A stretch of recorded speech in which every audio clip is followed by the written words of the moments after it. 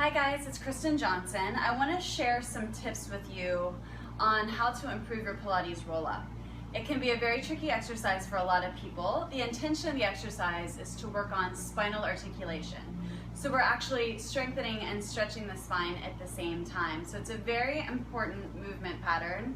And I just want to see if we can maybe get you to connect to it a little bit deeper, or if you find that you hit a wall and you get stuck as you do this exercise, maybe we can find a way to help you break through that wall. So basic Pilates roll-up. In case you don't know what it is, let's review what that is. Now go ahead and start on your back. Legs are together. You're gonna reach the arms up towards the ceiling, start to float them in front of the ears, but without letting the rib cage pop open. You wanna send the ribs together. Now start to tuck the chin to the chest, reach the arms towards your toes, scoop the belly back, and take a big stretch forward. As you stretch forward, your arms are straight out from the shoulders, not down too low, not up too high. And I'm scooping my belly up off my thighs, getting that great spine stretch. And just let the head drop over. Now, starting with the pelvis, tuck the tail under, and with control, big principle in Pilates, you're gonna roll down one bone at a time, pulling the belly back so that each vertebra has a chance to touch down on the mat. So that's our basic Pilates roll-up. Now, a great option is to just give a little bend to the knees, hold behind the thighs, tuck the chin to the chest, still squeezing the inner thighs together. That's part of your core or your powerhouse. Roll it up. So I'm actually using my hands, I'm using my arms. And the more I do this, the less I have to use my hands to pull. And I'll roll down. Start with the tail first. Keep the elbows wide to the side and just feel that nice articulation all the way down. Even if you've been doing roll-ups for a while, that's a great place to just get the spine warmed up. Now let's try with the legs straight. You're gonna hold again behind your thighs, gently tuck the chin to the chest, squeeze the inner thighs together, and roll up. Deepen that powerhouse back, all the way up. You can even take a big spine stretch forward here, and roll all the way down.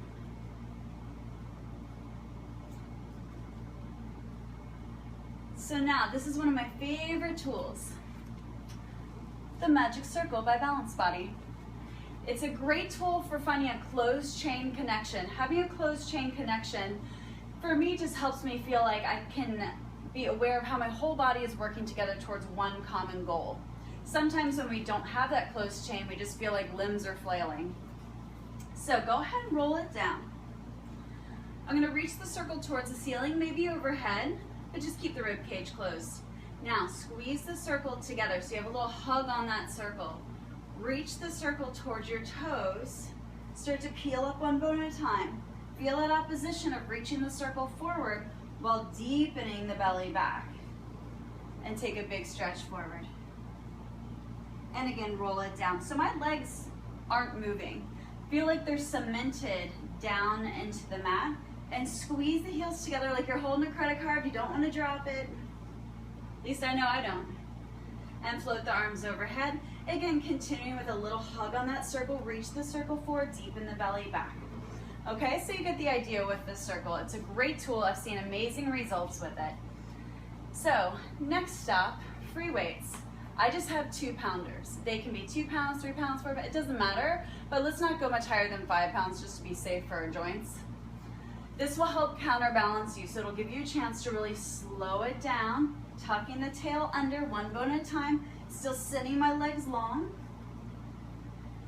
Now reach the arms just in front of the shoulders. Be careful with the weights. You don't want them to go too far back because we want that rib cage to stay dropping down.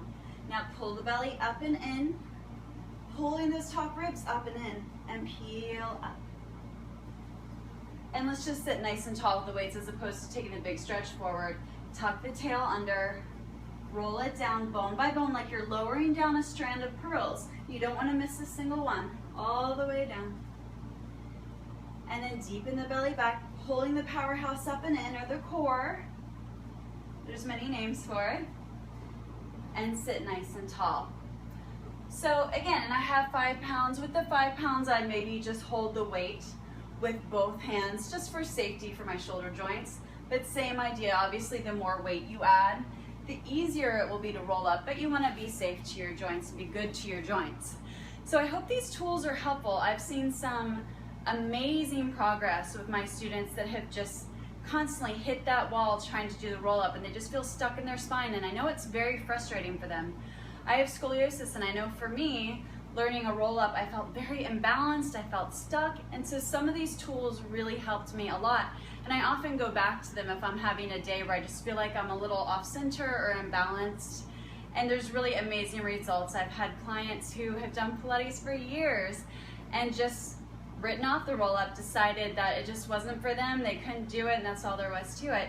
I've given them the magic circle, I've given them weights, and it's been amazing to see the results. And it's very fulfilling as a teacher because I see the excitement in their eyes because they've never felt that type of movement. They've never even had a chance to articulate through their spine. So, point being, I'm very proud of my students, and I'm excited for these new goals that they've had set out for themselves and that they've accomplished by using the weights, by using the magic circle, and maybe even just using their hands. All right, so let me know how it goes. Leave me some comments. Let me know if you've had great results with it. And I will see you next time. Thank you for joining me.